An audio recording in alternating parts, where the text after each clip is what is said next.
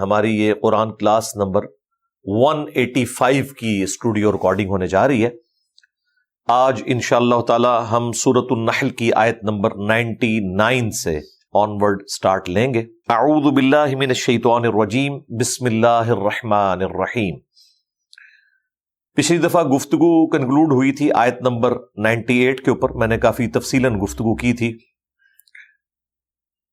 فَإِذَا قَرَأْتَ الْقُرْآنَ فَاسْتَعِذْ بِاللَّهِ مِنَ الشَّيْطَانِ الرَّجِيمِ، پس تم جب کبھی بھی قرآن کی قرات کرو تو پناہ مانگ لیا کرو اللہ کی شیطان مردود کے اگینسٹ۔ اس میں میں نے کافی تفصیلاً گفتگو کی تھی، عقیدے کے اعتبار سے بھی، فقہی احکام و مسائل کے اعتبار سے بھی، باقی قرآن حکیم میں جو اس حوالے سے کیا اپروچ ہونی چاہیے، خصوصاً بسم اللہ کے حوالے سے میں نے اس حوالے سے کوئی پوائنٹ چھوڑا نہیں تھا، کافی تفصیل کے ساتھ گفتگو کی تھی۔ ایک چیز اس میں سکپ ہو گئی، مجھے اچانک ابھی یاد آ گئی، اگرچہ میں قرآن کے تعارف میں 6 لیکچرز کے اندر قرآن سے متعلق 40 پوائنٹس ڈسکس کر چکا ہوں 6 گھنٹوں میں، ان میں نے یہ ٹاپک ڈسکس کیا ہوا ہے۔ قرآن میں جو اس قسم کی عربی لنگوسٹک کے پوائنٹ آف ویو سے ڈسکشن ہے یا قرآن کے اسلوب کے اوپر ڈسکشن ہے، قرآن میں جو سورتوں کی ترتیب ہے، قرآن حکیم کا سٹائل کیا ہے، اس طرح کے سارے ٹیکنیکل ٹاپکس میں نے 40 پوائنٹس کی شکل میں ڈسکس کر لیے ہوئے ہیں پہلی 6 کلاسز کے اندر۔ ان میں نے یہ ٹاپک بھی ڈسکس کیا ہوا ہے بڑی تفصیل کے ساتھ، لیکن چونکہ یہ اس کے ساتھ جڑا ہے، میں چاہ رہا ہوں میں ساتھ ہی اس کو بریف کر دوں۔ چھوٹی سی چیز ہے کہ سورہ التوبہ سے پہلے بسم اللہ کیوں نہیں ہے، اس کے پیچھے ٹیکنیکل ریزن کیا ہے۔ المستدرک للحاکم میں صحیح سند کے ساتھ یہ روایت موجود ہے کہ مولا علی رضی اللہ تعالیٰ عنہ علیہ السلام سے جب پوچھا گیا کہ سورہ التوبہ سے پہلے بسم اللہ کیوں نہیں ہے، قرآن میں 114 صورتیں ہیں، 113 کا سٹارٹ بسم اللہ سے ہو رہا ہے، اور سورہ التوبہ کے سٹارٹ میں بسم اللہ نہیں ہے، اگرچہ وہ ایک بسم اللہ جو یہاں پہ نہیں تھی، گنتی اللہ تعالیٰ نے پوری کر دی ہے، 114 پوری کر دی ہیں، وہ سورۃ النمل کی آیت نمبر 30 ہے، وَإِنَّهُ مِن سُلَيْمَانَ وَإِنَّهُ بِسْمِ اللَّهِ الرَّحْمَنِ الرَّحِيمِ۔ لیکن یہاں پر سورہ التوبہ کے سٹارٹ میں بسم اللہ شریف نہیں، اس کے پیچھے ریزن کیا ہے؟ تو سیدنا علی نے فرمایا کہ سورہ التوبہ سورہ براء، اسے براء کا لفظ بھی اس کے لیے سٹارٹ ہی سے ہوتی ہے، یعنی اعلان برات ہے اللہ تعالیٰ کی طرف سے۔ اس کے سٹارٹ میں بسم اللہ کیسے ہو سکتی تھی؟ یہ تو اللہ تعالیٰ کی طرف سے ایک ننگی تلوار کی طرح صورت نازل ہوئی ہے مشرکین عرب کے اوپر، جو فائنل عذاب آنا تھا اس کا حکم اس کے اندر نازل کیا گیا۔ اس لیے اللہ تعالیٰ نے جو اپنی رحمان اور رحیم ہونے کی صفت ہے اس کا اظہار اس کے سٹارٹ میں نہیں کیا۔ اللہ تعالیٰ ذکر کر بھی دیتا تب بھی کوئی اس کے منافی کوئی بات نہیں ہونی تھی، لیکن ایک اسپیشل پروٹوکول دیا کہ سورہ التوبہ عذاب استحصال کی خبر تھی، جس طرح کہ اگلے انبیاء پر ایمان نہ آنے کے سبب ان کی قوموں کو اللہ تعالیٰ تباہ و برباد کرتا تھا، آسمان سے عذاب نازل فرما کے، اس امت پہ بھی اللہ تعالیٰ کی طرف سے عذاب نازل ہوا صحابہ کرام کی تلواروں کی شکل میں، اور اس کا ذکر بھی سورہ التوبہ کی آیت نمبر 14 میں آیا کہ اللہ تعالیٰ نے مسلمانوں کی تلواروں کو ان پر مسلط کر دی ہے۔ جس طرح اگلے انبیاء کے انکار کرنے پر at the end of the day عذاب آتا تھا، اس نبی کے انکار پر بھی آلموسٹ 23 سال کے بعد یہ فائنل عذاب آیا کہ اب 4 مہینے کا ٹائم ہے، یا تو عرب کی سرزمین میں رکو گے تو ایمان کی حالت میں رہو گے، ادروائز قتل کر دیے جاؤ گے، یا پھر عرب کی سرزمین کو چھوڑ دو۔ یہ حرم کی سرزمین اللہ تعالیٰ نے قیامت تک کے لیے اپنے لیے مخصوص فرما لی ہے۔ یہ کوئی ظلم پہ مبنی چیز نہیں تھی، یہ ہر نبی کے کیس میں ہوا ہے جو رسول بن کے آتا ہے نبی، یعنی جو دھمکی لگاتا ہے اپنے مخالفین کو۔ قوم نوح تباہ کر دی گئی، صرف اہل ایمان بچائے گئے۔ قوم عاد تباہ کر دی گئی، حضرت ہود علیہ السلام اور ان کے ساتھیوں کو بچایا گیا۔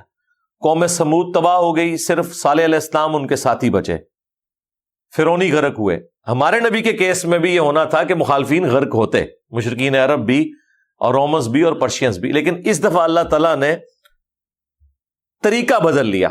سنت اپنی جگہ رہی کہ یہ برباد ہوں گے. طریقہ یہ کہ سورہ توبہ کی آیت نمبر 14 میں آیا کہ مسلمانوں کی تلواریں ان پر مسلط ہوں گی. جہاد اور قتال اس امت میں عذاب استیصال ہے ان کفار کے لیے جنہوں نے نبی علیہ السلام کی دعوت کا انکار کیا, اور ظاہر اسپیسیفکلی وہ کفار جن تک نبی علیہ السلام نے دعوت پہنچائی تھی. آج کے کفار کے لیے یہ چیز نہیں ہے کہ انہیں ہم نے زبردستی یہ آفر پیش کرنی ہے. یہ خاص حکم اس وقت کے لیے تھا. بعد میں جو اسلامی فتوحات ہوئی ہیں وہ ایک سپر پاور کی ایکسپینشن تھی, اور اس میں ظاہر ہے زیادتیاں بھی ہوئی ہیں, اس میں کوئی شک نہیں ہے. خلفائے راشدین کے جہاد اور قتال کو تو آپ جسٹیفائی کر سکتے ہیں, لیکن اس کے بعد جو لوگ بنو امیہ, بنو عباس, یہ وہ لوگ تھے جنہوں نے خود مسلمانوں پہ ظلم کیے. سیٹ کی خاطر بھائی نے بھائی کو قتل کر دیا. ان لوگوں کو کوئی حق نہیں پہنچتا تھا کہ یہ دوسرے نان مسلم کنٹریز کے اوپر حملہ کرتے, ان کو کہتے اپنی حکومتیں ہمارے حوالے کرو, ہم یہاں پہ عدل و انصاف قائم کریں گے. جنہوں نے اپنے ملکوں میں اتنا ظلم کا بازار گرم کیا ہوا تھا تو انہیں یہ حق پہنچتا ہی نہیں تھا. بہرحال یہ ایک الگ سے ٹاپک ہے. تو حضرت علی نے فرمایا کہ چونکہ سورہ التوبہ اللہ تعالیٰ کی طرف سے دھمکی لے کر ایک ننگی تلوار کی شکل میں نازل ہوئی ہے تو اس سے پہلے بسم اللہ نہیں ہو سکتی تھی. اس کے اندر واضح دھمکی دی گئی تھی. یہ اس کے پیچھے حکمت تھی.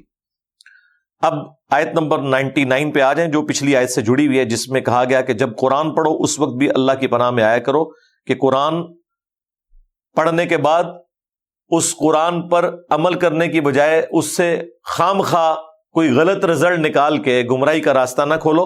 اس لیے پہلے اللہ کی پناہ میں آؤ کہ یا اللہ میں تیری پناہ میں آتا ہوں کہ شیطان مجھے ورگلائے نہ کہ میں اس کتاب کو پڑھنے کے بعد کوئی غلط رزلٹ نکالوں. اس کا یہ مطلب نہیں ہے کتاب گمراہ کرتی ہے, نہیں, وہ رزلٹ بھی قرآن سے غلط نہیں نکل رہا ہوگا, لیکن لوگ جان بوجھ کے نکالتے ہیں. اس شیطانی اپروچ سے میں بچ جاؤں. اب مجھے بتائیں, ایاک نعبد و ایاک نستعین کے ہوتے ہوئے کون سا شیطان ہے جو کامیاب ہو گیا کروڑوں لوگوں کو یہ بات منوانے پر کہ آپ مرے ہوئے بابوں کو پکارنا شروع کر دیں مدد کے لیے؟ اس آیت کے بعد تو کوئی گورا بھی رزلٹ نہیں نکالے گا. کلیئر کٹ آیت تھی, لیکن دیکھیں لوگوں نے پوری پوری تفسیریں لکھی ہیں, ترجمہ ٹھیک کیا ہے, اے اللہ تیری عبادت کرتے ہیں, تجھی سے مدد مانگتے ہیں, یعنی دعا. ایک تو ظاہری اسباب ہے وہ تو آپ کر سکتے ہیں, وَتَعَاوَنُوا عَلَى الْبِرِّ وَالتَّقْوَى وَلَا تَعَاوَنُوا عَلَى الْإِثْمِ وَالْعُدْوَانِ. لیکن ایک وہ مدد ہے جو اللہ کے سوا کسی اور سے کرنا شرک ہے. أَمَّن يُجِيبُ الْمُضْطَرَّ إِذَا دَعَاهُ وَيَكْشِفُ السُّوءَ وَيَجْعَلُكُمْ خُلَفَاءَ الْأَرْضِ أَإِلَٰهٌ مَّعَ اللَّهِ. بھلا بتاؤ کون ہے جو مصیبت اور پریشانی میں گھرے ہوئے شخص کی دعا کو سنتا ہے اور اس سے اس کی تکلیف کو دور کر دیتا ہے اور تمہیں زمین پر اگلوں کا خلیفہ کرتا ہے؟ کیا اللہ کے ساتھ کوئی اور معبود بھی ہے؟ یعنی اگر تمہارا یہ عقیدہ ہے نا کہ کوئی اور بھی دعا سنتا ہے, گویا کہ تم نے اسے خدا مان لیا. بھلے تم کہتے رہو کہ میں یا شیخ عبد القادر جیلانی المدد توسل کے طور پہ کہہ رہا ہوں, لیکن اللہ کے نزدیک تم نے عبد القادر جیلانی کو خدا مان لیا.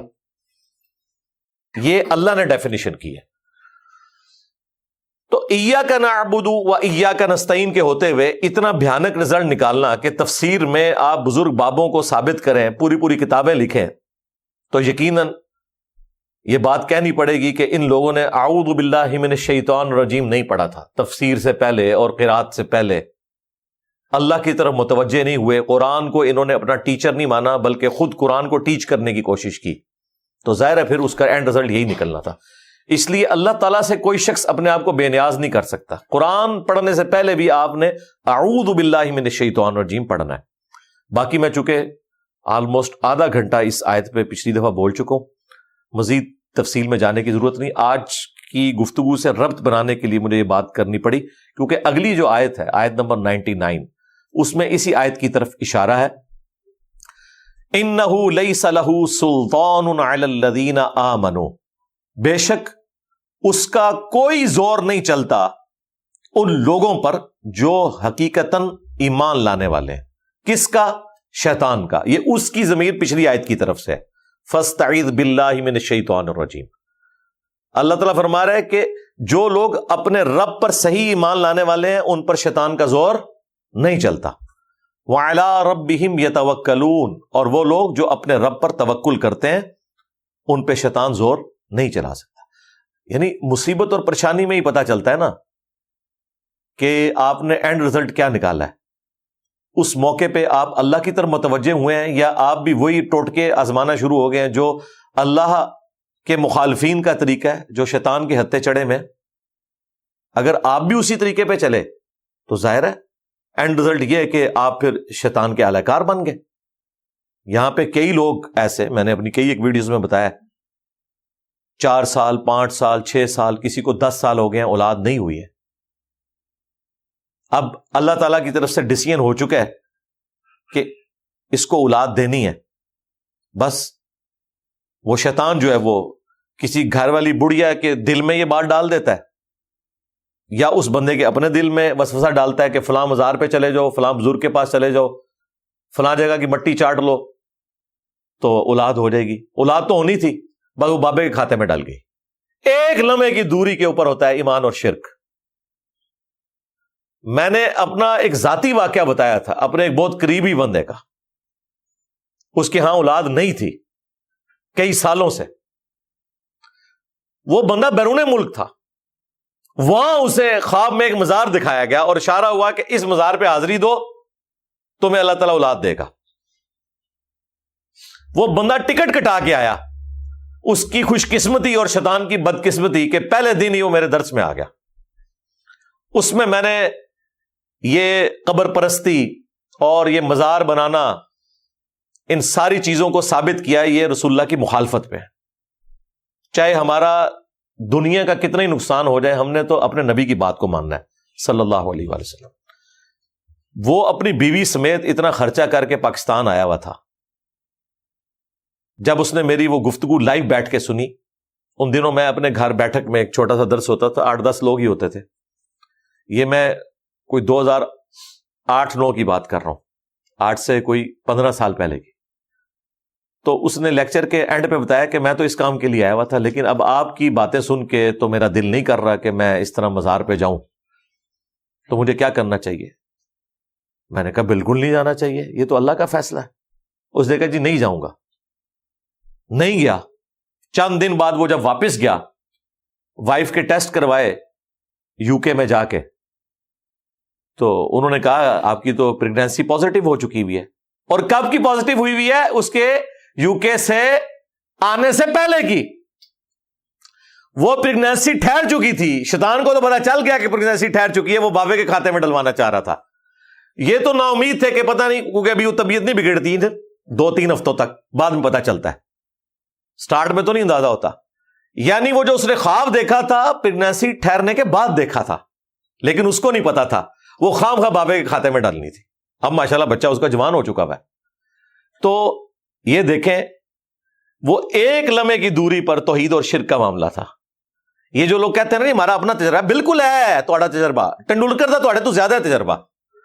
تھوڑے سارے بزرگوں کے ماننے والے مل کے اتنے سکور نہیں بنا سکتے جو ٹنڈولکر نے بنائے ہیں. وہ بھی کہتا ہے میں جب مندر میں جاتا ہوں, میں اس کلر کا جب رومال اپنے پاس رکھتا ہوں تو سینچری مار کے نکلا ہوں. بالکل, جاؤ ہندو ہو جاؤ. بلکہ اس سے بھی بہتر بتاتا ہوں, یوراج سنگھ نے 1 اوور پہلے یوں دھمکی لگائی تھی انگلینڈ کے فاسٹ بالر کو, اور اگلے اوور میں 6 چھکے مارے تھے. یہ کرکٹ کی ہسٹری میں نہیں ہوا کہ فاسٹ بالر کو 6 چھکے پڑے ہوں. گیری سوبر نے مارے تھے اسپنر کو, اس کے بعد پولارڈ نے بھی مارے اسپنر کو, فاسٹ بالر کو 6 چھکے. اور کہہ کے جاؤ سکھ مر جاؤ سارے. سب تو بڑا بزرگ جے سکھ پھر یوراج سنگھ, کینسر کا مریض, اب تو خیر سروائیو کر گیا. تو میرے بھائی اس طریقے سے عقیدے ثابت ہوتے ہیں.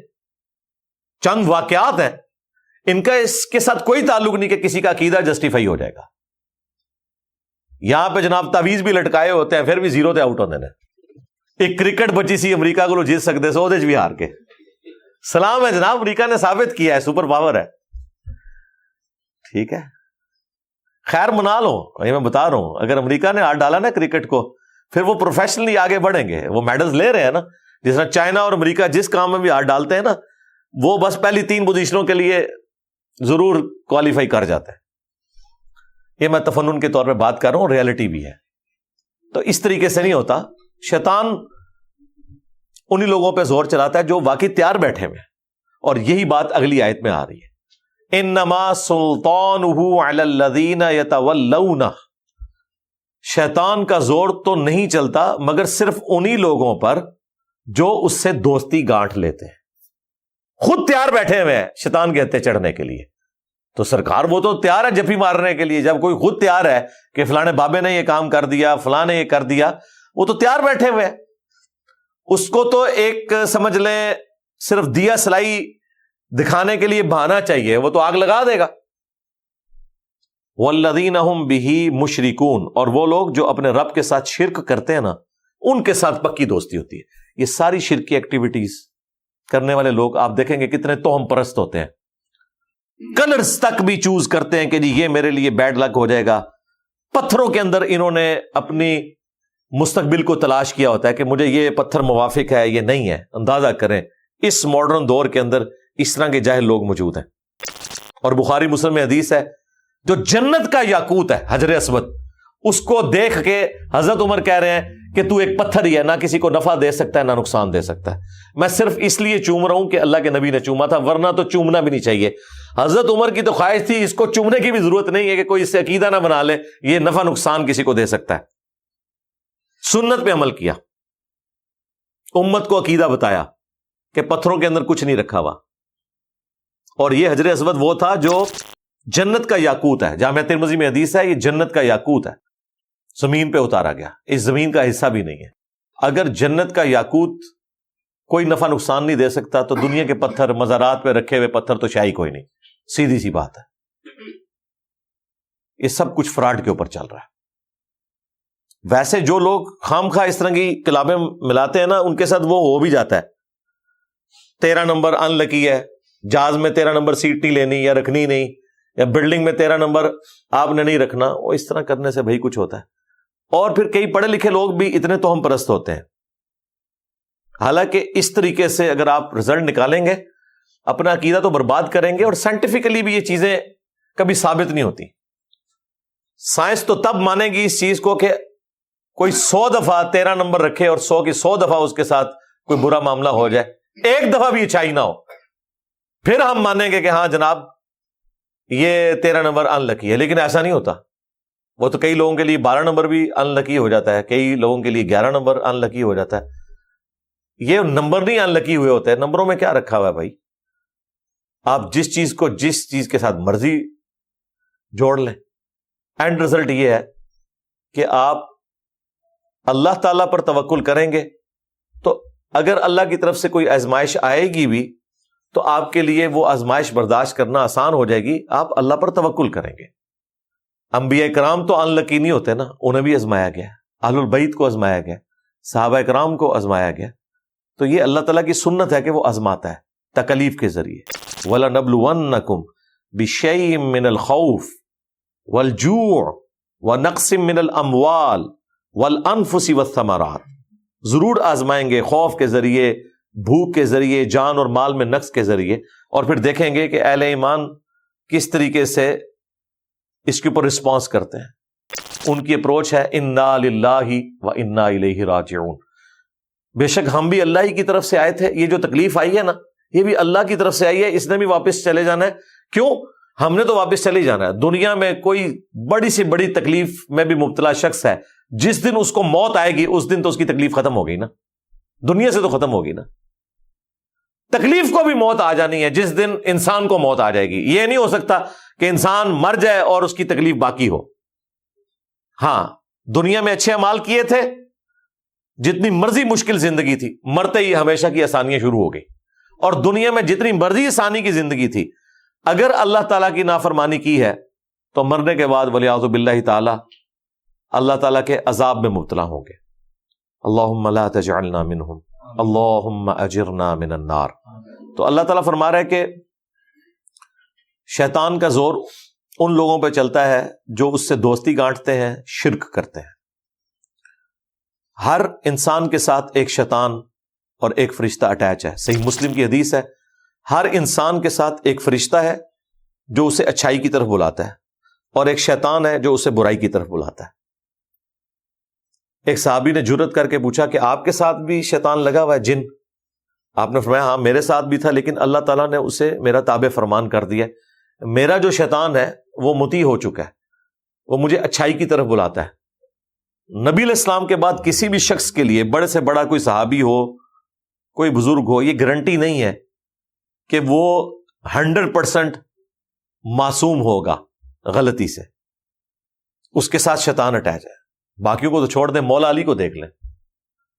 مولا علی جب ایک جنگ میں کافر کے سینے پہ سوار ہو گئے، اس کی گردن اتارنے لگے، اس نے تھوک دیا، حضرت علی جو ہے اس کے سینے سے نیچے اتر گئے، وہ بڑا حیران ہوا۔ تو آپ نے فرمایا کہ پہلے میں اللہ کے لیے سوار تھا، لیکن جب تو نے میرے منہ پہ تھوکا تو میرا غصہ بھی شامل ہو گیا۔ دیکھیں نا، یہ تو انسان کوئی کنٹرول نہیں کر سکتا نا۔ تو اب اس میں چونکہ میری ذات انوالو ہو گئی ہے، اب یہ اخلاص پہ مبنی نہیں رہی چیز، تو میں پیچھے ہٹ گیا۔ وہ حسن سلوک سے متاثر ہو کے مسلمان ہو گیا۔ دیکھیں، اس نے تو تھوکا تھا، آج تک ہم کہتے ہیں کرم اللہ وجہ الکریم، اللہ تعالیٰ ان کے چہرے کا اکرام فرمائے، ٹھیک ہے۔ ہم حضرت علی کے چہرے کے لیے آج تک دعائیں کر رہے ہیں۔ تھوک تو ایک دفعہ پڑی ہوئی ہے اور دعائیں کروڑوں لوگوں کی انہیں پہنچ رہی ہیں۔ اسی واقعے کی طرف اشارہ ہے۔ یا بعض خوارج تھے جو حضرت علی پہ بھونکتے تھے، تو اہل سنت کے ہاں پھر یہ ٹرم ڈیوائز ہوئی، کرم اللہ وجہ الکریم، اللہ تعالیٰ ان کے چہرے کا اکرام فرمائے، اس پہ کرم فرمائے اپنا۔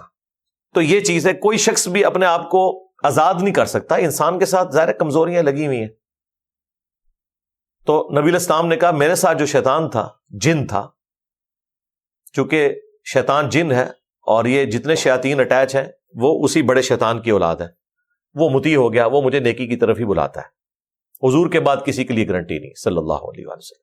البتہ نبی علیہ السلام نے وظائف ضرور بتائے ہیں، یعنی جو اللہ کا ذکر کرتے ہیں۔ سورہ زخرف میں ہے کہ جو رحمان کے ذکر سے غفلت اختیار کرتے ہیں، اللہ تعالیٰ ان پہ شیطان کو، ان کے قرین کو، وہ ہمزاد کا لفظ بھی بولا جاتا ہے اس کے لیے، قرین کا لفظ بھی بولا جاتا ہے، شیطان بھی، جن بھی، پھر اسے مسلط ہونے دیتے ہیں، وہ اس کا پکا ساتھی بن جاتا ہے۔ لیکن جو اللہ کا ذکر کرنے والے لوگ ہیں وہ پھر اس سے محفوظ رہتے ہیں۔ ظاہر ہے وہ ایک مصیبت تو ساتھ لگی ہوئی ہے نا، آپ نے اس سے بچ کے چلنا ہے۔ جس طرح کئی ایک کمزوریاں انسان کے ساتھ لگی ہوئی ہیں، ہم نے بچ بچا کے اپنی زندگی گزارنی ہے۔ مسند احمد میں حدیث ہے، صحیح بخاری میں بھی تعلیقاً امام بخاری لے کے آئے ہیں کہ شیطان جو انسان کے ساتھ اٹیچ ہے، وہ بائیں کندھے کے اوپر، یعنی ایک خوفناک سی شکل کا، ایک سمجھ لیں جس طرح جانور بیٹھا ہوا ہے اس حالت میں، اور اس کی لمبی سی سونڈ ہے جو دل میں داخل کرتا ہے، اور جب انسان اللہ کا ذکر کرتا ہے تو وہ سونڈ باہر نکال لیتا ہے۔ جتنی دیر ذکر میں رہتا ہے، اور ذکر کے لیے یہ نہیں کہ ہر وقت ہی ذکر کا مطلب اللہ تعالیٰ کے تابع فرمان بن کے جو لوگ رہتے ہیں، اللہ کو ہر وقت سامنے رکھتے ہیں، ذکر کے لیے زبان ہلنا ضروری نہیں ہے، اللہ کا تصور بھی ذکر ہے، میرا رب مجھے دیکھ رہا ہے، یہ بھی آپ اللہ کا ذکر کر رہے ہیں اپنی توجہ کے ذریعے۔ یہ وہ ذکر ہے جس سے کسی بھی وقت انسان غافل نہیں ہو سکتا، ہر وقت اپنے رب کو اپنے ساتھ سمجھنا، یہ سب سے بڑی چیز ہے شیطان کے لیے تھریٹ کے طور پر، اور آپ اللہ تعالیٰ کے ساتھ مخلص ہوں گے، گناہوں سے بچ جائیں گے۔ اسی طریقے سے آخری جو 3 صورتیں ہیں، المعوذات، 3 پناہ دینے والی صورتیں، شیطان کے اگینسٹ اللہ کی پناہ دینے والی صورتیں، ان کے بارے میں تو بخاری مسلم میں ہے، رات کو سونے سے پہلے حضور علیہ السلام 3 دفعہ پڑھ کے ہاتھوں پہ پھونک کے پورے جسم پہ ملا کرتے تھے۔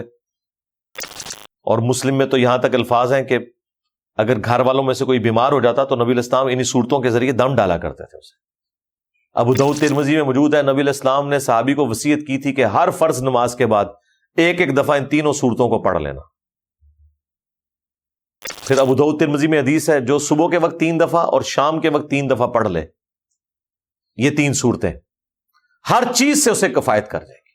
اور ترمذی میں اور سنن نسائی الکبریٰ میں زبردست حدیث ہے فضائل قرآن والے چیپٹر میں، کہ جب یہ آخری 3 صورتیں نازل ہوئیں تو نبی علیہ السلام نے پھر باقی دعائیں چھوڑ دی تھیں، صرف ان 3 صورتوں کو ہی لیا کرتے تھے۔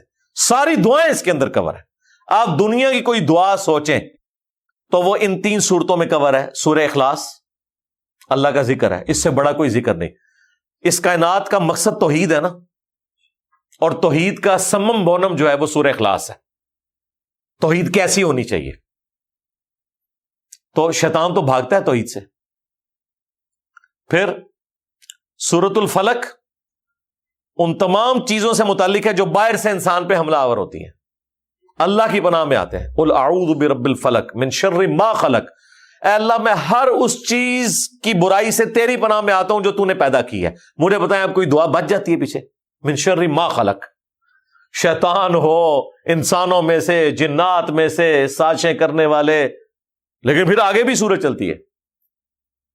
من شر ما خلق ومن شر النفاثات فی العقد ومن شر حاسد اذا حسد. اور سورۃ الناس ان تمام برائیوں سے ڈیل کرتی ہے جو انسان کے اندر سے حملہ آور ہوتی ہے. قل اعوذ برب الناس. اے نبی آپ عرض کریں کہ میں پناہ میں آتا ہوں پوری انسانیت کے رب کے,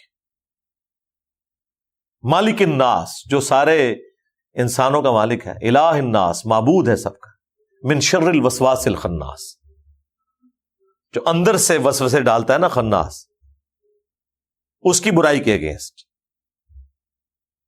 الذی یوسوس فی صدور الناس من الجنۃ والناس. خواہ وہ جنوں میں سے یا انسانوں میں سے, اے اللہ میں تیری پناہ میں آتا ہوں کہ تو ہی میری حفاظت کر. تو یہ المعوذتین, ان سے بہتر دعائیں کوئی نہیں ہیں, ان سے بہتر اللہ تعالیٰ کا ذکر کوئی نہیں ہے, اس سے بہتر تعویذ کوئی نہیں ہے. میری ایک ویڈیو ہے یوٹیوب پہ, لاکھوں لوگوں نے دیکھا ہے وہ کلپ, نبی صلی اللہ علیہ وآلہ وسلم کے تعویذات. یہ ہے نبی کے تعویذات. تعویذ لٹکانے کے ہم خلاف ہیں. تعویذ پڑھ کر اپنے اوپر دم کرنا جو نبی علیہ السلام نے بتایا.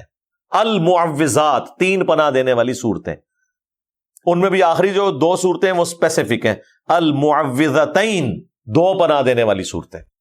تو یہ صورتیں, ان صورتوں کے فضائل پہ میں نے پوری ویڈیوز ریکارڈ کروائی تھی اسی لیے, لیکن یہاں پہ تقاضا تھا کہ میں اسے ڈسکس کرتا کہ شیطان سے بچنے کے لیے یہ وظائف ہیں. پھر ایک اور وظیفہ جو بخاری مسلم میں آیا, اعوذ باللہ من الشیطان الرجیم. 2 لوگ لڑ رہے تھے, نبی علیہ السلام نے کہا میں ایک کلمہ ایسا جانتا ہوں کہ اگر یہ پڑھ لیں تو ان کا غصہ جاتا رہے گا, کیونکہ یہ شیطان کے ہتھے اس وقت چڑھے ہوئے.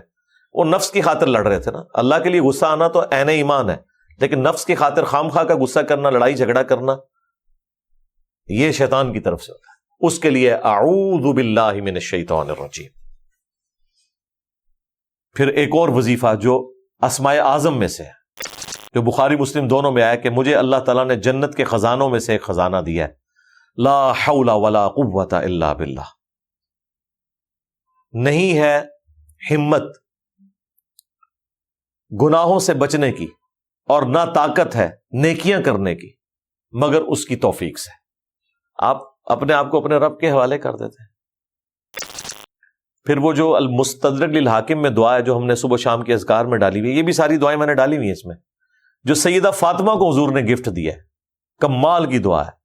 نبی علیہ السلام نے اپنی بیٹی فاطمہ سے فرمایا, اے میری بیٹی مجھ سے تم کیوں نہیں لے لیتی یہ دعا کہ صبح شام ایک دفعہ پڑھ لیا کرو, یا حی یا قیوم برحمتک استغیث. اے خود سے زندہ ہر چیز کو تھامنے والے, میں تیری رحمت کے ساتھ تیری مدد کا سوال کرتا ہوں. اصلح لی شأنی کلہ, میرے لیے میرے تمام کاموں کو سنوار دے.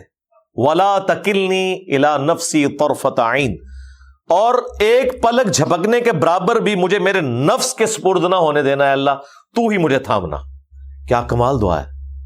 یہ ساری دعائیں اگر نبی علیہ السلام کر رہے ہیں اور آگے اپنی اولاد کو سکھا رہے ہیں, اس کے پیچھے حکمت یہ ہے کہ کوئی شخص بھی, بڑے سے بڑا انسان بھی ہو, وہ اپنے آپ کو اللہ کی ذات سے بے نیاز نہیں کر سکتا. ہر وقت رجوع الی اللہ. اس سے بڑی کیا بات ہوگی. بخاری کی حدیث ہے, نبی علیہ السلام نے فرمایا کہ میں خود 70 دفعہ اللہ تعالیٰ کے حضور رجوع لاتا ہوں پورے دن میں, استغفر اللہ و اتوب الیہ. نبی علیہ السلام. اور یہ 70 کا عدد تو آپ نے محاورتاً استعمال کیا ہے, مراد کثرت سینکڑوں میں بھی ہو سکتا ہے. یہ نبی علیہ السلام کی روٹین تھی, اللہ کی طرف رجوع لانا. ہر موقع کے اوپر اللہ تعالیٰ کو یاد رکھنا اور اپنے سب سے بڑے ازلی دشمن شیطان کے اگینسٹ اس کی پناہ میں آنا. یار قرآن پڑھنے سے پہلے بھی آپ نے اعوذ باللہ پڑھنی ہے اور واجب ہے. سورہ النحل کی آیت نمبر 98. تو باقی کام تو آپ چھوڑ دیں. قرآن تو آپ کام ہی ایسا کر رہے ہیں جو ہے ہی نیکی کا ہے, اس سے پہلے بھی آپ نے پڑھنا ہے اعوذ باللہ من الشیطان الرجیم. کہیں ایسا نہ ہو کہ کوئی مولوی کی تفسیر اس میں شیطان بن کے نہ گھس جائے. جو قرآن میں لکھا ہے منوان، میں اس کو ویسے ہی لوں تو ہی پھر ہدایت ملے گی. اب دیکھ لیں، نان مسلم مسلمان ہوتے ہیں قرآن پڑھ کے توحید پہ ہوتے ہیں. مسلمان پوری زندگی قرآن پڑھتا رہتا ہے، تہجد بھی پڑھتا ہے، عبادات بھی کرتا ہے، اور پکا شرک کے اوپر مر جاتا ہے. تو مجھے بتائیں اس نے کیا نکالا اس قرآن میں سے؟ یہ تو اسی طریقے سے ہے کوئی شخص دریا کے کنارے پیاسا رہ جائے اور دوسرا شخص ریگستان میں بھی ایک اچھی زندگی گزارے. لیکن چونکہ قرآن ترجمے سے نہیں پڑھتے تو پھر جو شیطانی عقائد اور نظریات ہیں وہ ان کے اوپر حملہ آور ہوتے ہیں اور پوری زندگی اس چنگل سے باہر نکل نہیں سکتے، کیونکہ وہ اتنے بڑے لیول کا ہے کہ انسان جب دیکھتا ہے یار اتنے سارے لوگ کیسے غلط ہو سکتے ہیں. بھئی غلط اتنے سارے لوگ ہو سکتے ہیں، ہمیشہ اکثریت ہی گمراہی پر رہی ہے، حق پہ ہمیشہ تھوڑے لوگ ہوتے ہیں. انبیاء کرام علیہ السلام کی دعوت پر لبیک کہنے والے بہت تھوڑے لوگ ہوا کرتے تھے. اور یہ حضور کی بھی جو آپ کو امت اتنی بڑی نظر آ رہی ہے نا، یہ بھی نبی الاسلام کا خاصہ ہے. یہ دو پیغمبر ایسے ہیں کہ جن کی امت بڑے لیول پہ ہوئی ہے، موسیٰ علیہ السلام اور رسول اللہ صلی اللہ علیہ وسلم. باقی حضرت ابراہیم کے بارے میں قرآن میں لکھا ہے ایک لوط ان پر ایمان لائے یا ان کے گھر والے تھے بس. اسی لیے اسی صورت کے اینڈ پہ آئے گا کہ ابراہیم اکیلے ہی پوری امت ہے، کیونکہ امت کوئی نہیں تھی نا ذات، اکیلے ہی امت ہے. تو اگر کوانٹٹی اتھینٹسٹی ہوتا تو حضرت ابراہیم علیہ السلام کے ساتھ بھی لاکھوں لوگ اٹیچ ہوتے. یہ تو چونکہ آخری نبی تھے، اللہ نے ایک غیبی تائید فرمائی، ادروائز انبیاء کرام کے ساتھ بہت کم لوگ اٹیچ ہوا کرتے تھے. مجھے بتائیں 950 سال نوح علیہ السلام دعوت و تبلیغ کرتے رہے، بندے صرف 78 مسلمان ہوئے. کیوں؟ حق ہے ہی کڑوا، توحید ایکسپٹ کرنا ہر بندے کا حوصلہ ہی نہیں ہے، کیونکہ اس کے ساتھ ہمیشہ کی کامیابیاں جڑی ہوئی ہیں. اس لیے ہرڈل بھی ہیں، نفس کی شکل میں بھی، شیطان کی شکل میں بھی. اس لیے اللہ کی طرف رجوع لانا چاہیے. اعوذ باللہ السمیع العلیم من الشیطان الرجیم من ہمزہ ونفخہ ونفثہ ولا حول ولا قوة الا باللہ العلی العظیم. آمین. وَإِذَا بَدَّلْنَا آیَةً مَكَانَ آیَةٍ، اور جب ہم کوئی آیت لے جاتے ہیں، اسے بدل دیتے ہیں، تو اس کی جگہ ایک نئی آیت دے آتے ہیں. یہ ناسخ و منسوخ کا ذکر ہو رہا ہے. قرآن حکیم میں 5 مقامات ہی ہیں جو اللہ تعالیٰ نے جن کا نسخ فرمایا ہے. پہلے حکم اور تھا اور بعد میں اور آیا. بلکہ اپروپریٹ یہ ہے کہ کچھ عرصے کے لیے ایک حکم تھا اور بعد میں پرماننٹ ایک ڈیفرنٹ حکم نازل ہوا جس نے اس پرانے حکم کو منسوخ کر دیا. قرآن میں آیات اس طریقے سے. ویسے سنت میں تو کئی ایک اعمال ہیں جن کی بعد میں آسانی آ گئی، جس طرح صحیح مسلم میں آتا ہے کہ پہلے یہ حکم تھا کہ جو آگ پہ پکی ہوئی چیز کو کھائے گا تو وہ وضو دوبارہ کرے گا، لیکن پھر نبی علیہ السلام نے فتح مکہ کے موقع پر آگ پہ پکی ہوئی چیز کھائی اور آپ نے وضو دوبارہ نہیں کیا، صرف کلی کی. اور اسی موقع پر صحیح مسلم میں آتا ہے نبی علیہ السلام نے ایک وضو سے کئی نمازیں پڑھی. پہلے ہر نماز کے لیے وضو الگ سے کرنا ہوتا تھا، خواہ آپ کا وضو ہے یا نہیں ہے، لیکن بعد میں اللہ تعالیٰ نے آسانی دی کہ ٹھیک ہے اگر وضو ہے تو دوبارہ وضو کرنے کی ضرورت نہیں. تو پرانا حکم منسوخ ہو گیا. اس طرح قرآن میں بھی آیات منسوخ ہوئی ہیں. پہلے حکم تھا کہ جو عورت بدکاری کرتی ہے، سورہ النساء میں، اسے گھر سے باہر نہ نکلنے کی اجازت دو یہاں تک کہ وہ اپنی نیچرل ڈیتھ مر جائے. قید نہیں کرنا لیکن گھر میں رہے گی، وہ باہر نہیں نکلے گی. لیکن اسی آیت میں آیا تھا یا پھر اللہ تعالیٰ اس کے لیے کوئی اور حکم نازل نہ فرما دے. وہ پھر سورہ النور میں حکم نازل ہو گیا 100 کوڑوں کی سزا. اسی طریقے سے سورۃ البقرہ میں وصیت کرنا فرض کیا گیا تھا کہ جو موت کے قریب ہے یا کسی سفر پہ جا رہا ہے اور امید نہیں واپس آنے کی، کوئی مس ہیپننگ ہو سکتی ہے، تو وہ گھر والوں کے لیے وصیت لکھتے. لیکن بعد میں پھر سورۃ النساء میں اللہ تعالیٰ نے وراثت کے قوانین خود نازل فرما دیے. اب وہ آیات منسوخ ہو گئی ہیں. اب وصیت واجب نہیں رہی. وصیت کریں یا نہ کریں، غلط کر دیں صحیح کر دیں، تب بھی تقسیم جو ہے وہ وراثت کے قوانین کے مطابق ہوگی جو سورۃ النساء میں آئے. تو وہ آیت منسوخ ہوگی. اسی طریقے سے پہلے یہ حکم نازل ہوا تھا کہ جو بھی نبی علیہ السلام سے کوشچن پوچھے گا تو پہلے کچھ صدقہ اور خیرات کرے گا، کیونکہ لوگوں نے اپنی عادت بنا لی تھی حضور کی زندگی اتنی امپورٹنٹ، آپ کو ٹائم بھی بہت تھوڑا اویلیبل تھا. ظاہر ہے اللہ کے تو پلان میں تھا کہ آپ کو ایک چھوٹی عمر میں اٹھا لینا. 61 ایئرس یار کوئی ایج تو نہیں ہوتی. 63 تو لیونر ایئرس کے اعتبار سے ہے نا.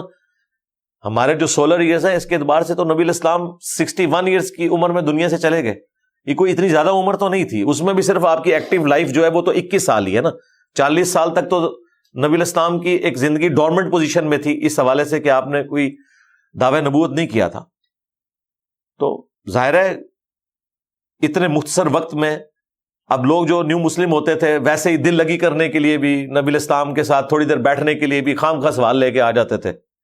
ٹھیک ہے، تو پھر قرآن میں حکم نازل ہوا کہ سوال کرنے سے پہلے صدقہ اور خیرات کرو گے، تاکہ تھوڑا سا پیسہ خرچ کرو گے تو تمہیں قدر ہوگی کہ واقعی سوال ہوگا تو کرو گے. ایویں نہیں کہ حضور ذرا سائڈ تے ہو کے میری بھی گال سن لو. یہ کرتے تھے لوگ. پھر بعد میں اللہ تعالیٰ نے یہ حکم منسوخ کر دیا. جب صحابہ کرام کی ٹریننگ ہوگی تو کہا ٹھیک ہے.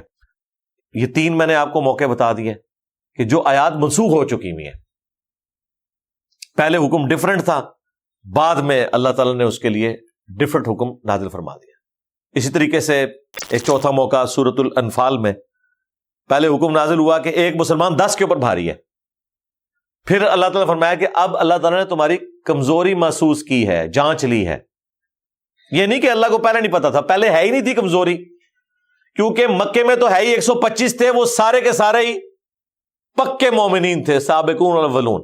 لیکن مدینہ شریف میں تعداد چونکہ زیادہ ہو گئی، لیول وہ نہیں تھا، تو اوور آل ریشو پروپورشن گر گیا. 125 کے 25 کامل الایمان، لیکن بعد میں سینکڑوں لوگ مسلمان ہوئے لیکن اس لیول کے نہیں، تو اوور آل ریشو پروپورشن گر گیا. پھر اللہ تعالیٰ نے فرمایا کہ اب تمہارے اندر وہ والا معاملہ نہیں ہے. اس کا یہ مطلب نہیں کہ وہ 125 بھی نیچے آ گئے ہیں، وہ اپنی جگہ موجود ہیں، لیکن جو بعد والے ہیں اس کی وجہ سے اوور آل ریشو پروپورشن گر گیا. تو اب ایک مسلمان 2 کے اوپر بھاری ہوگا، پہلے ایک 10 کے اوپر بھاری تھا. تو یہ منسوخ ہوا. تو اس طرح کے جو ناسخ و منسوخ والا معاملہ ہے، یہ ٹوٹل 4-5 باتیں ہیں جو مولویوں نے رٹی ہوئی ہیں. اس کی بنیاد پہ آپ کو کہتے ہیں قرآن ڈائریکٹ نہیں پڑھنا. ہو سکتا ہے وہ آیت منسوخ ہی ہو، آپ کو پتہ ہی نہ ہو. اللہ کے بندو، اللہ سے ڈر جاؤ. تم پہ قنوت نازلہ پڑھنی چاہیے. قرآن کے دشمنوں، اللہ کے دشمنوں اور شیطان کے اعلی کاروں، یہ کون سی اسلام کی خدمت ہے؟ مجھے بتائیں. یہ جو میں نے آپ کو 4-5 مثالیں دی ہیں، یہ ٹوٹل قرآن کا ناسخ و منسوخ ہے یا حدیثوں کا کچھ بتایا. اس میں سے کون سی ایسی بات ہے جس کی وجہ سے کوئی بندہ گمراہ ہو جائے گا؟ یہ ساری کی ساری چیزیں تعلق رکھتی ہیں حکومتی لیول کے اوپر. ایک عام بندے کا ان چیزوں سے لینا دینا ہی کوئی نہیں تھا. رہا وہ آگ پہ پکی ہوئی چیز کے اوپر وضو کرنا یا ایک وضو سے زیادہ نمازیں پڑھنا، وہ ہمیں پہلے دن سے ہی پتا ہے. ہمیں یہ نہیں پتا کہ پہلے یہ نہیں ہوتا تھا، ہمیں فائنل حکم پتا ہے. کون سا مسلمان ہے جو قرآن میں شراب والی آیت پڑھ کے شراب پینا شروع کر دے گا کہ نماز کے قریب مت جاؤ جب تم نشے کی حالت میں ہو، بعد میں شراب مکمل حرام ہوگی؟ ہمیں پہلے دن سے ہی پتا ہے کہ شراب حرام ہے. کوئی غلط رزلٹ نہیں نکالے گا.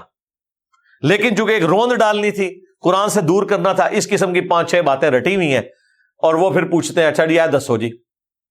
دیکھا نا، تو انہوں نہیں پتا. کوئی شخص اس طرح کی غداری اپنے دین کے ساتھ کرے، اسے کوئی حق نہیں پہنچتا کہ وہ دین کا کسٹوڈین ہو. دین کا کسٹوڈین وہ شخص ہوگا جو سولوشن اینڈ پہ کھڑا ہوگا کہ بھائی کوئی ایسا مسئلہ نہیں، بہت آسان ہے. دنیا میں دیکھیں جو ٹیچرز اس طریقے سے اسٹوڈنٹس کو لے کے چلتے ہیں کہ بھائی یہ کوئی مشکل کام نہیں، یہ بڑا آسان ہے، تھوڑی سی محنت کریں انشاءاللہ تعالیٰ. مولوی کہتے ہیں ڈائریکٹ نہیں پڑھنا، گمراہ ہو جاؤ گے. وہ گمراہ نہیں، اس کو پتا ہے ڈائریکٹ پڑھا تھا پھر میں گیا، میں تو جعلی طریقوں پہ چل رہا ہوں. اسی لیے تو ان لوگوں نے 1000 سال تک نہ قرآن کا ترجمہ کیا نہ بخاری مسلم کا ترجمہ کیا. اپنی کتابیں فارسی میں لکھتے رہے ہیں. کشف مجوب فارسی میں لکھی گئی ہے، عربی میں لکھنی تھی نا، کیونکہ وہ لکھی یہاں کے لوگوں کے لیے، ان کا دماغ خراب کرنے کے لیے. قرآن نے ادھر کے لوگوں کا دماغ کھولنا تھا، قرآن کا ترجمہ ہی نہیں کیا. ان کو کہا آپ عربی میں پڑھے، ثواب ہوگا. اپنے سارے معاملات انہوں نے فارسی میں کیے. جتنی فقہ کی کتابیں لکھی ہیں ساری فارسی میں لکھی ہیں، کیونکہ یہاں فارسی زبان ہوتی تھی. اب لکھ رہے ہیں اردو میں. یہاں بھی جو کتابیں یہ فضائل اعمال کو عربی میں لکھو نا، اردو میں کیوں لکھ کے ان کے حوالے کی ہوئی ہے؟ تلاوت کریں صبح شام، ثواب کمائیں. کیونکہ وہ انہوں نے نظریات ڈالنے ہیں، قرآن کا درس نہیں دیں گے. اور عرب ملکوں میں فضائل اعمال اردو میں نہیں پڑھتے، وہاں پہ فضائل اعمال رکھی نہیں ہوئی، وہاں پہ ریاض الصالحین پڑھتے ہیں جو حدیثوں کی کتاب ہے، امام نووی کی بہترین کتاب ہے. کیونکہ ان کو پتا ہے کہ عربیوں کو پتا ہے یار یہ کون سی جعلی، یہ کسے کہانیاں پڑھ رہے ہو. انہوں نے پڑھنے نہیں دینا, ادھر حدیثوں کی کتاب رکھی ہوئی ہے. وہی تبلیغی جماعت ہے. رائے ونڈ میں وہ فضائل مال پڑھ رہی ہے, اور عرب ملکوں میں جہاں جہاں عربی سمجھی جاتی ہے وہاں ریاض الصالحین پڑھ رہے ہیں. ریاض الصالحین جیسی تو کتاب ہی کوئی نہیں, آج سے آلموسٹ 800 سال پہلے لکھی گئی ہے. ہر ٹاپک کے اوپر آیات پہلے لکھتے ہیں, اس کے بعد بخاری مسلم کی حدیثیں, اس کے بعد جامعہ ترمذی, ابو داؤد, نسائی, ابن ماجہ کی حدیثیں, سمپل نوٹس بنائے ہوئے ہیں. اپنا کوئی جملہ نہیں انہوں نے لکھا, صرف حدیثیں جمع کی ہوئی ہیں, کوئی رزلٹ بھی نہیں نکالا ہوا. کمال بات ہے. وہاں وہ پڑھتے ہیں. اب تو خیر آفیشلی سعودیہ نے پورے ملک کے اندر ریاض الصالحین کا درس لازم کیا ہوا ہے. تبلیغی جماعت کی وجہ سے نہیں, تبلیغی جماعت کو تو انہوں نے پابندی لگا دی ہے. اپنے جو ان کے اپنے امام مسجد ہے نا, ان کو انہوں نے پابند کیا ہوا ہے کہ آپ نے نماز کے بعد درس دینا تو ریاض الصالحین سے دیں, کیونکہ اس میں سوشل ایشوز ڈسکس ہوئے ہیں, اخلاقیات ڈسکس ہوئے ہیں, جو ایک عام بندے کی ضرورت ہے, تاکہ لوگ دین کے بارے میں ایجوکیٹ ہوں, بجائے یہ کہ کوئی اپنے اپنے مولوی کی کتاب کھول کے پڑھ لے. یا درس قرآن دینا ہے تو وہ آپ دیں, درس حدیث تو اسی میں کور ہو جائے گا ریاض الصالحین کے اندر. لیکن یہاں پہ مولوی قرآن و سنت کا دشمن بنا ہوا ہے, کیونکہ اسے پتہ ہے کہ اس کے عقائد اور نظریات قرآن و سنت کے خلاف ہیں, اور باتیں یہی پکڑی ہوئی ہیں کہ جی وہ ہو سکتا ہے وہ آیت منسوخ ہوئی ہوئی ہے اور آپ اس پہ عمل کر لیں. مجھے بتائیں کون سی آیت پہ میں عمل کر لوں گا؟ مثلا میں یہ آیت منسوخ ہوئی ہوئی ہے کہ ایک مسلمان 10 کے اوپر بھاری ہے, اب 1-2 کے اوپر بھاری ہے, تو میں کیا 10 بندوں سے لڑنا شروع کر دوں گا اس آیت کو سن کے؟ اس سورۃ الانفال میں ایک جنگ کے دوران اللہ تعالیٰ نے غزوہ بدر کے کانٹیکسٹ میں یہ بات کی ہے. مجھے پڑھتے ہوئے بھی پتا ہے کہ یہ کس کانٹیکسٹ میں بات ہو رہی ہے. کوئی مسئلہ کھڑا نہیں ہوگا. خام خواہ اس چیز کو تختہ مشق بنایا ہوا لوگوں نے, اور لوگوں کو دین سے متنفر کروا رہے ہیں. یہ اصل میں دشمنی کر رہے ہیں. تو یہ واضح اللہ تعالیٰ فرما رہا ہے جب بھی ہم کوئی آیت بدل دیں گے, لے جائیں گے اس کی جگہ اور آیت لے آئیں گے. واللہ اعلم بما ينزل, اور اللہ تعالیٰ خوب جانتا ہے جو وہ نازل فرما رہا ہے. قالوا انما انت مفتر, تو یہ کافر کہتے ہیں کہ اے نبی تم تو جھوٹ باندھ رہے ہو اللہ کے اوپر, نعوذ باللہ. بل اکثرهم لا يعلمون, بلکہ اکثریت تو علم ہی نہیں رکھتے, خام خواہ ایک ورڈک دے رہے ہیں. یہاں پہ اس لیے ذکر ہوا کہ جب کوئی حکم منسوخ ہوا تو کافروں کو تو بہانا چاہیے کہ دیکھو پہلے یہ نبی یہ کہتا تھا, اب یہ کہہ رہا ہے, تو پہلے خدا ٹھیک تھا یا اب خدا ٹھیک ہے, یا اللہ تعالی نے اگر اس کتاب کو نازل کیا ہے تو اسے پہلے کیوں نہیں سمجھ آئی, وہ پہلے اس طرح آیت نازل ہوتا. اللہ کے بندو, اللہ تعالیٰ نے سرکمسٹانسز کے اوپر قرآن کو نازل کیا ہے. ان سرکمسٹانسز میں وہی حکم بہتر تھا. اگر پہلے دن نبی علیہ السلام شراب کے اوپر بندی لگا دیتے تو اکثریت نہ ایکسپٹ کرتی. وہ اتنے اس نشے میں ڈوبے ہوئے تھے کہ ان کے لیے دین پہ چلنا مشکل تھا. آہستہ آہستہ انہیں ایجوکیٹ کیا گیا, اور پھر اللہ تعالیٰ نے ان کے لیے اصلاح کا معاملہ کیا. لیکن آج جو مسلمان ہوتا ہے وہ پہلے دن سے اس کے اوپر عمل کرے گا. آج بھی اگر کوئی شخص عادی شرابی ہے شروع سے, تو اس کو ہم پہلے دن تو یہ حکم نہیں سنا دیں گے کہ بھئی تم نے چونکہ شراب پی ہوئی ہے تو اب تمہیں نماز پڑھنے کی بھی ضرورت نہیں ہے. ہم آہستہ آہستہ اسے کہیں گے یار اس عمل کو چھوڑو, یا ایٹ لیسٹ یار نماز کے اوقات میں نہ پیو. پھر آہستہ آہستہ سٹیپ وائز اس کی اصلاح کی کوشش کریں گے جو عادی مجرم ہے. تو حکمت کے ساتھ معاملات کو لے کے چلنا ہوتا ہے. تو اللہ تعالیٰ نے شریعت کو بھی حکمت کے ساتھ چلایا, چونکہ قرآن کوئی سلیبس کی بک نہیں تھی کہ یک مشت پکڑا دی گئی ہو. یہ سرکمسٹانسز کے اوپر نازل ہوئی ہے. چونکہ سرکمسٹانسز کے اوپر, حالات اور واقعات کے اوپر نازل ہوئی ہے, اس لیے اس کا سٹائل بالکل ڈیفرنٹ ہے باقی کتابوں سے. وہ آگے اس کا ذکر بھی آ جائے گا. قُلْ نَزَّلَهُ رُوحُ الْقُدُسِ, اے نبی تم فرماؤ کہ اسے تو روح قدس نے نازل کیا, یعنی حضرت جبرائیل علیہ السلام نے, من ربک, تمہارے رب کی طرف سے, بالحق, بالکل ٹھیک ٹھیک نازل کیا, حق کے ساتھ, با مقصد, کوئی جھوٹ کی آمیزش نہیں ہے. لِيُثَبِّتَ الَّذِينَ آمَنُوا, تاکہ اللہ تعالیٰ اس قرآن کے ذریعے اہل ایمان کو ثابت قدم رکھے. وَهُدًى وَبُشْرَى لِلْمُسْلِمِينَ, اور اس میں ہدایت ہے اور بشارت ہے ان لوگوں کے لیے جو سر تسلیم خم رکھیں اپنے رب کے سامنے. یہ حکمت آ گئی ہے کہ آہستہ آہستہ قرآن اس لیے نازل ہوا تاکہ اس کے ذریعے اللہ تعالیٰ تمہارے دلوں کو ثابت قدم رکھے. حالات و واقعات کے ساتھ ساتھ مسلمانوں کی تربیت کی گئی اور مسلمانوں کو خوشخبری سنائی گئی اور ہدایت کی طرف گائیڈ کیا گیا۔ سورہ ہود کے اینڈ پہ بھی آتا ہے یہ قرآن جو ہم نے آہستہ آہستہ نازل کیا، اور اگلے انبیاء کے جو واقعات آپ سے بیان کیے، یہ اس لیے تاکہ آپ کے دل کو مضبوط کریں اس کتاب کے اوپر۔ ایک دن میں کانفیڈنس نہیں آتا۔ آپ دیکھیں بچے کو آپ اسکول میں داخل کرواتے ہیں نا، اس دن جو اس کا اعتماد ہوتا ہے اور جس دن وہ وہاں سے ڈگری لے کے نکل رہا ہوتا ہے، انسان حیران ہوتا ہے کہ کیا کانفیڈنس لیول ہے۔ وہ تربیت کے بعد اس لیول کو اچیو کرتا ہے، پہلے دن میں نہیں کرتا، کوئی سوچ بھی نہیں سکتا۔ اس طرح اہل ایمان کی بھی تربیت کی گئی۔ 23 سال تک قرآن نازل ہوا، کیونکہ ایسی امت تیار کرنی تھی جس امت نے ریٹائر ہی نہیں ہونا قیامت تک۔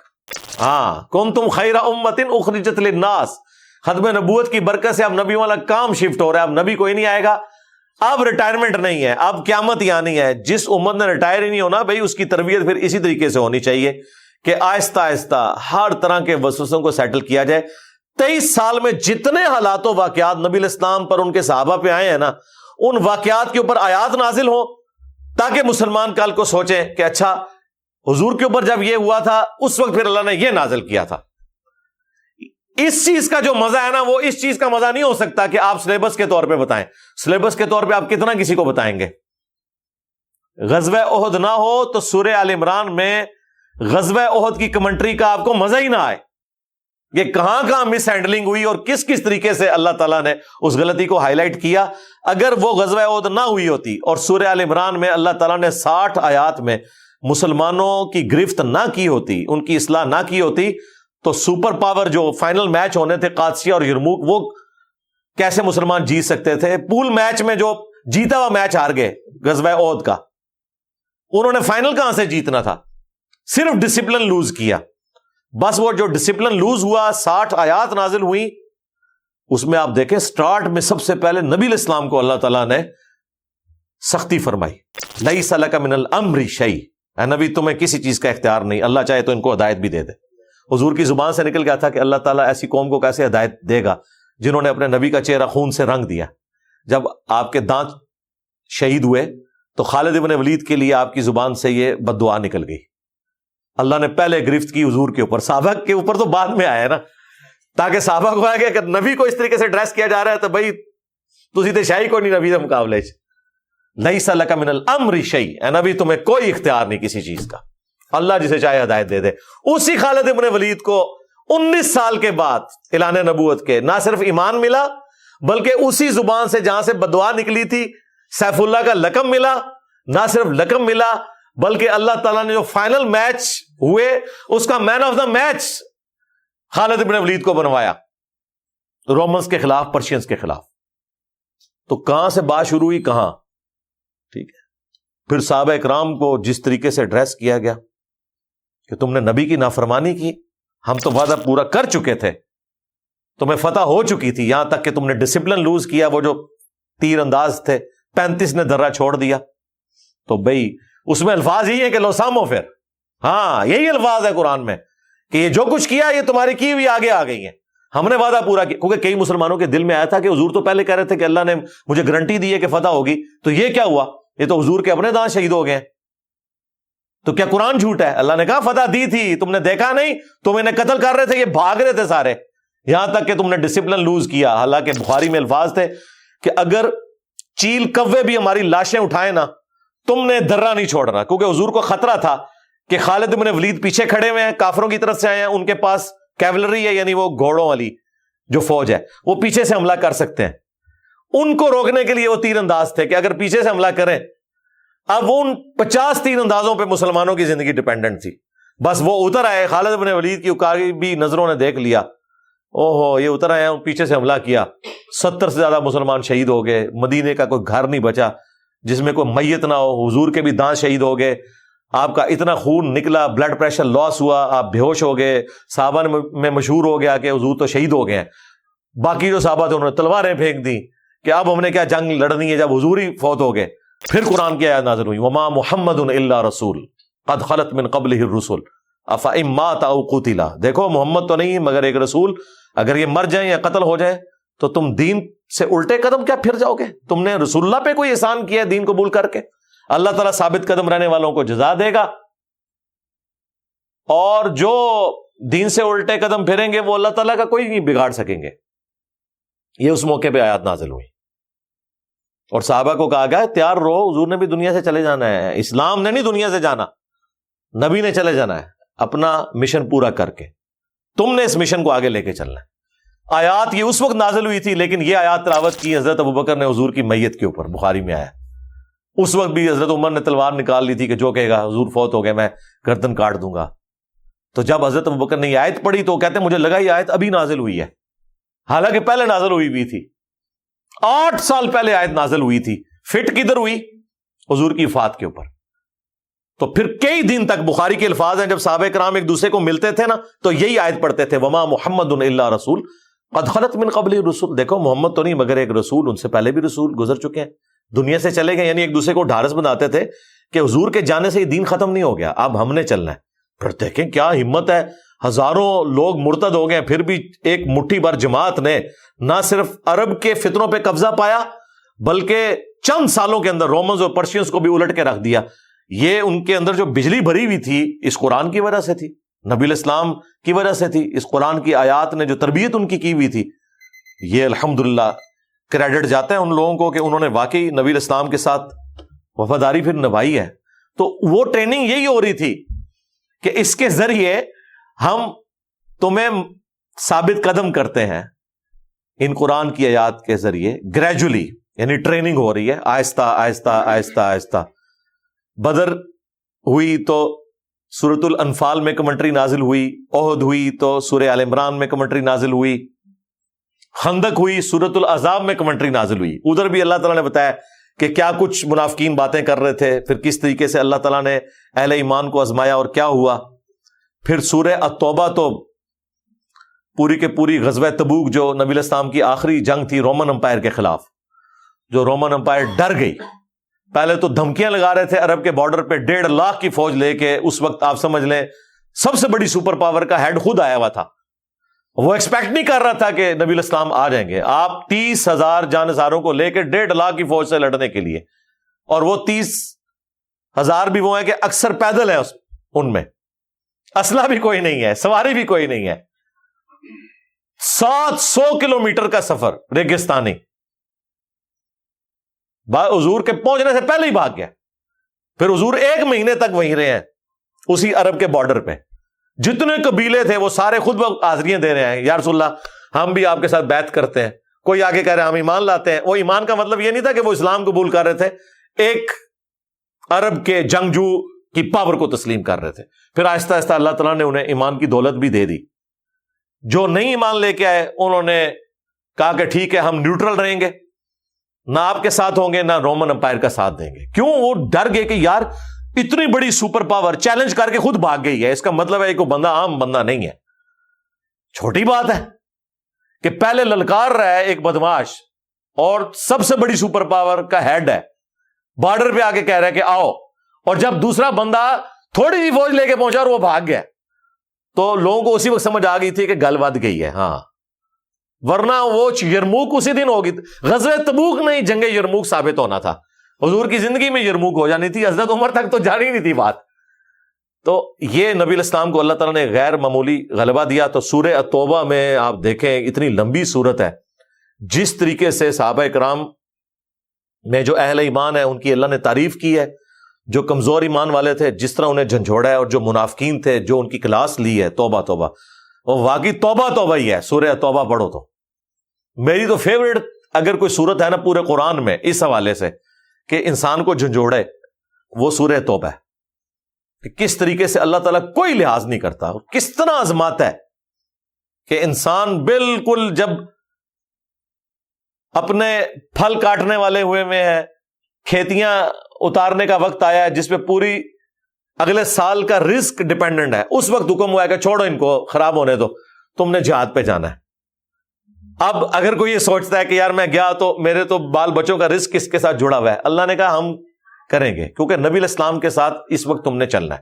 لیکن یہ یاد رکھیے گا بعض جہادی تنظیمیں، بعض موٹیویشنل سپیکر اس طرح کی باتوں کو لے کے آج کل لوگوں کو جوش دلاتے ہیں کہ تسی بھی سب کچھ چھوڑ کے نکل جاؤ. آپ کو نہیں نکل دے تو انہوں کٹ دینے, وہ بالکل غلط ہے.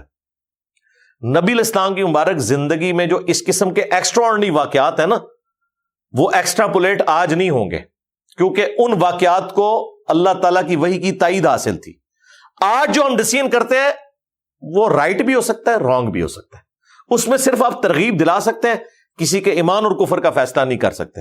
غزوہ تبوک کے موقع پر سورہ توبہ میں آیا تھا کہ جو آپ جہاد کے لیے نہیں نکلے گا وہ منافق ہوگا, سوائے جو بیمار ہو, کوئی مریض ہو, کوئی معذور ہو یا کوئی عورت ہو.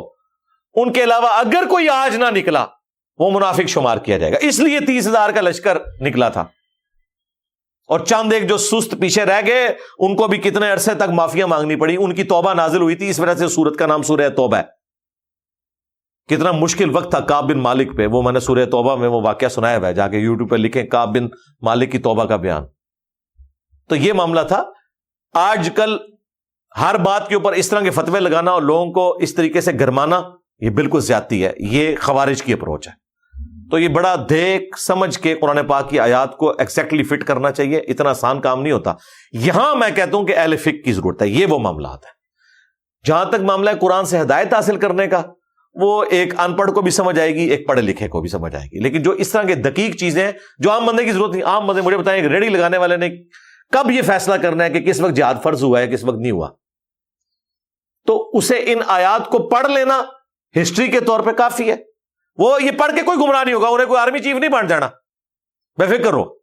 اور جو اس پوسٹ پہ پہنچے ہوئے ہیں انہیں ان ساری باتوں کی سمجھ ہے. اگر خود نہیں ہے تو وہ ایسے لوگوں کو اپروچ کر سکتے ہیں جو انہیں سمجھا سکیں. ان کا لیول ایسا ہوتا ہے, لہذا کوئی ٹینشن لینے کی ضرورت نہیں. قرآن ایک عام آدمی کے لیے بھی ہدایت کے لیے الحمدللہ کافی ہے. میرا خیال ہے اسی آیت کے اوپر اسے کنکلوڈ کرتے ہیں.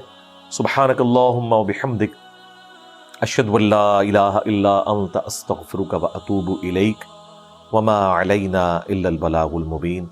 جزاکم اللہ خیرا.